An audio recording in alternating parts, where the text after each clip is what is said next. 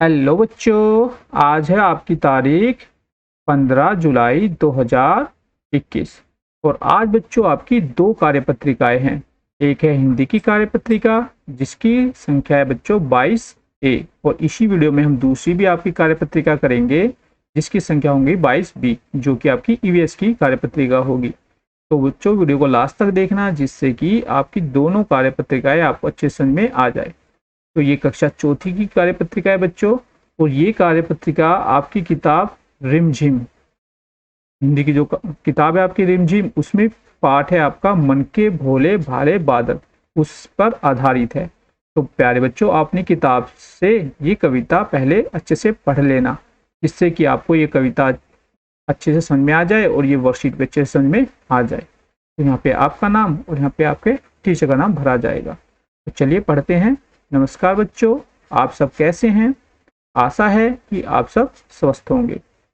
तो बच्चों, आपको कक्षा तीसरी की कहानी टिप टिपुआ याद है, जिसमें बूढ़ी अम्मा व उनका पोता बारिश से परेशान थे। जैसा कि हम जानते हैं कि बादल बारिश लेकर आते हैं। क्या लेकर आते हैं बच्चों? बारिश।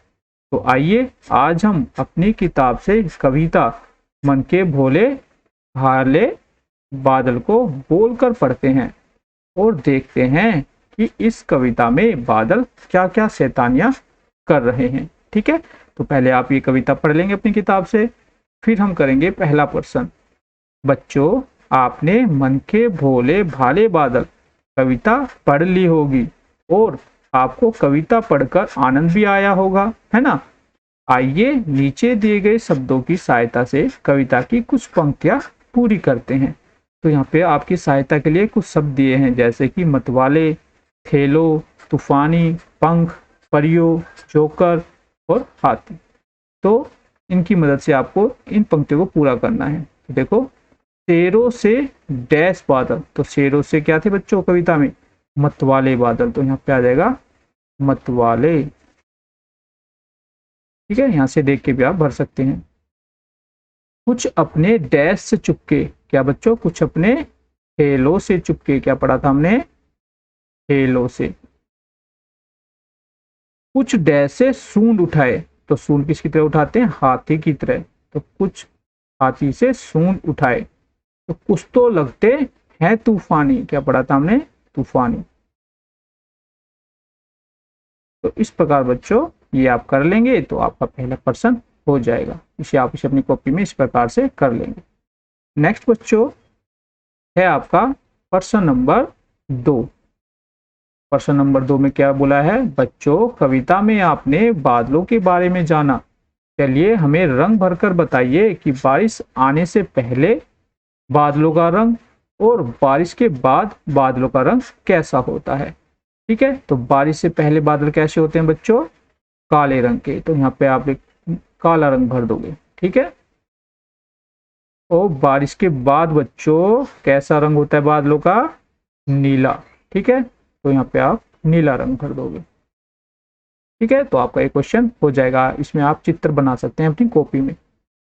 नेक्स्ट बच्चों प्रश्न नंबर 3 है, बादलों के अलग अलग आकार होते हैं।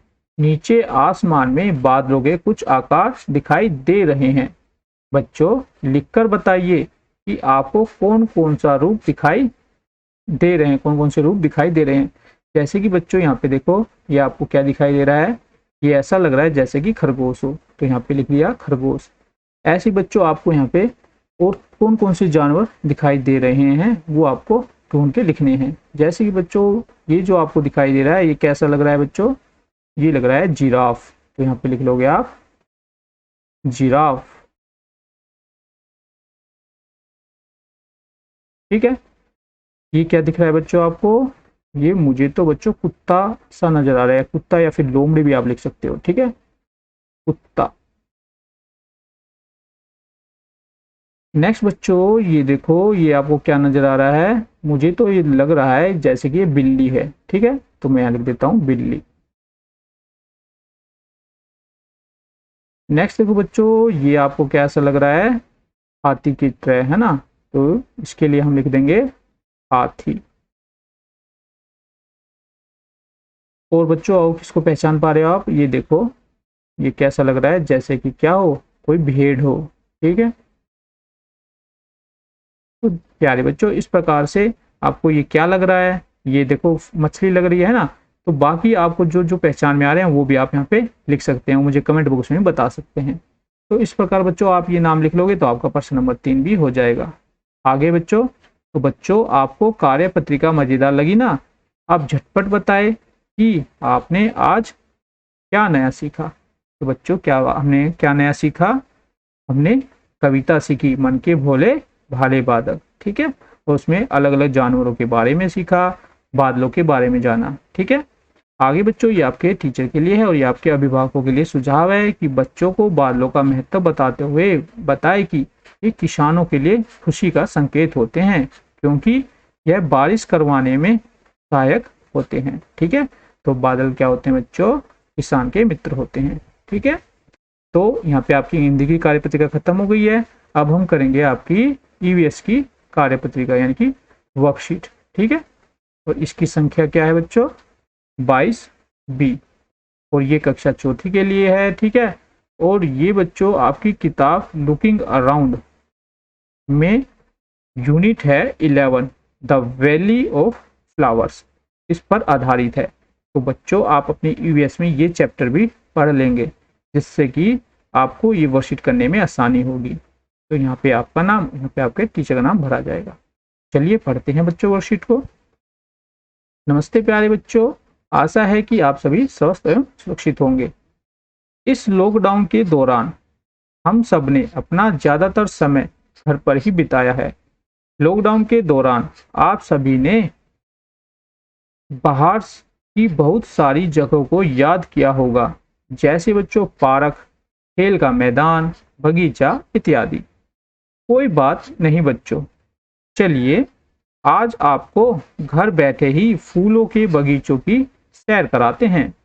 अब आप सभी कल्पना कीजिए एक ऐसे बगीचे की जहां बहुत सारे फूल खिले हैं और फूलों पर तितलियां बैठी है। अलग अलग प्रकार के फूलों व तितलियों को देखकर आप सभी निश्चित रूप से अच्छा महसूस करेंगे।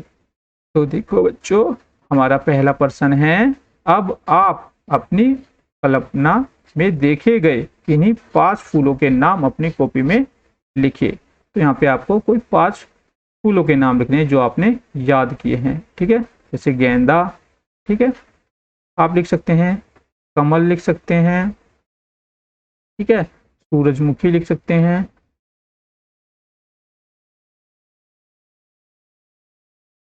ठीक है, गुलाब का लिख सकते हैं,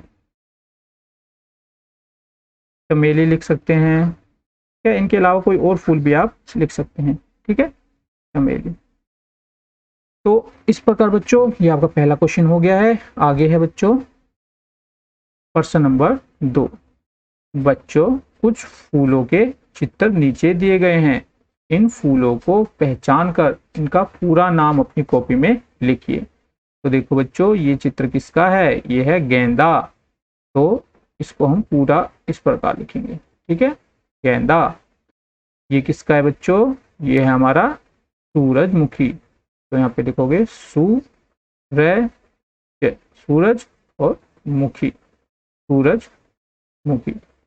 नेक्स्ट बच्चों ये क्या है? ये है गुड़हल, गुड़हल। ठीक है, तो आप यहाँ पे इस प्रकार इसको पूरा कर देंगे। नेक्स्ट बच्चों ये है चमेली का फूल। ठीक है, तो यहाँ पे लिख दोगे चमेली, चमेली। नेक्स्ट बच्चों ये क्या है? ये है गुलाब। तो लिख दोगे गुलाब, गुलाब। नेक्स्ट बच्चों ये है कमल, कमल। और ये क्या है बच्चों? सदाबहार, सदाबहार का फूल। ठीक है, तो इस प्रकार आप ये कर लेंगे। चाहो तो आप चित्र भी बना सकते हैं। तो ये आपका प्रश्न हो जाएगा।